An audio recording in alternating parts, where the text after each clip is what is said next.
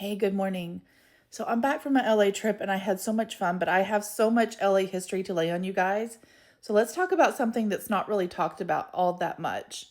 When people think of segregation, they usually think about the American South.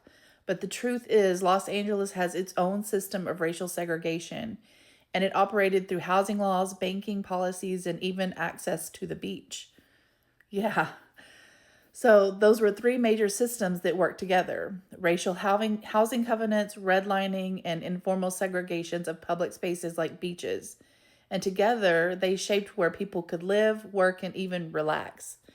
To understand how this worked, we have to go back to the 1900s. At that time, Los Angeles was growing rapidly, but many neighborhoods wanted to control who could move in. Developers and homeowners began writing racial restrictive covenants into property deeds.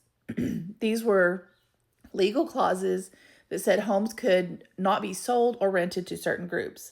The language was very explicit, and many deeds in Los Angeles stated that property could not be occupied by people described in records as Negro, colored, Mongolian, and sometimes other groups depending on the neighborhood. These covenants were incredibly widespread, and historians estimate that by the 30s and 40s, tens of thousands of properties across Los Angeles had racial restrictions written directly into their deeds.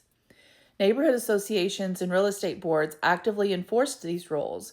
If a black family tried to buy a home in a restricted neighborhood, neighbors could take the case to court and stop the sale. Because of these restrictions, most black residents in Los Angeles were pushed into a limited number of areas, such as South Central Los Angeles, Watts, parts of Central Avenue, and later areas like Compton.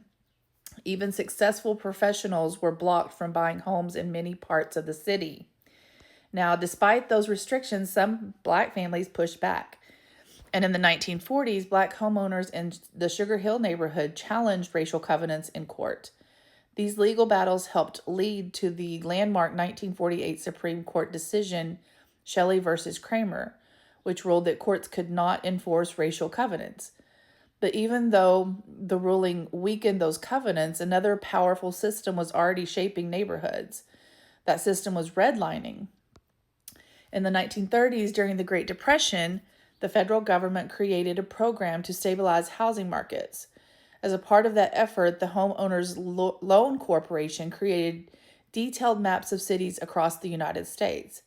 These maps graded neighborhoods based on what they called mortgage risks.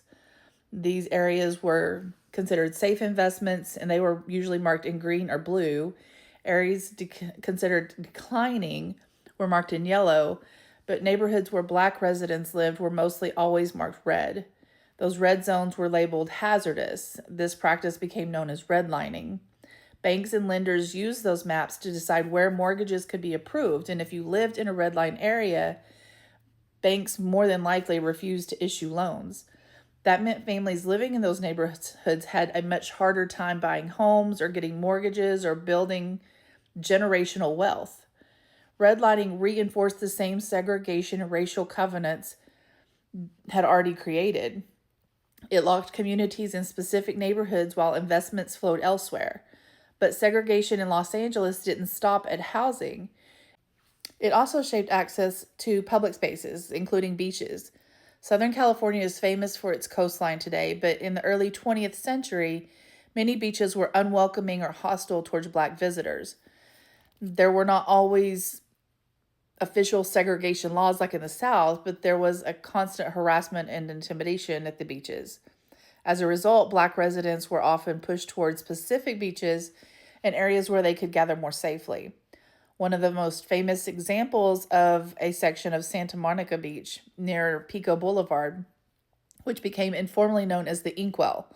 The name itself was derogatory, but the area became a gathering place where black families could enjoy the ocean when other beaches were hostile. Another example was Bruce's Beach in Manhattan Beach, which was founded in 1912 by Charles and Willa Bruce.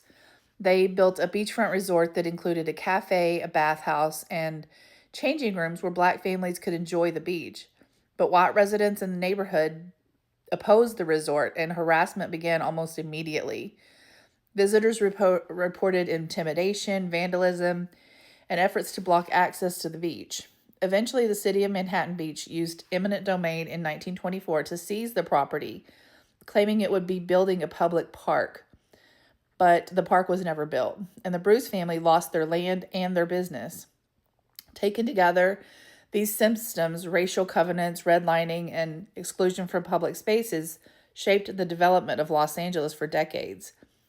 They determined where people could live, where they could invest, and even where they could go to enjoy the ocean.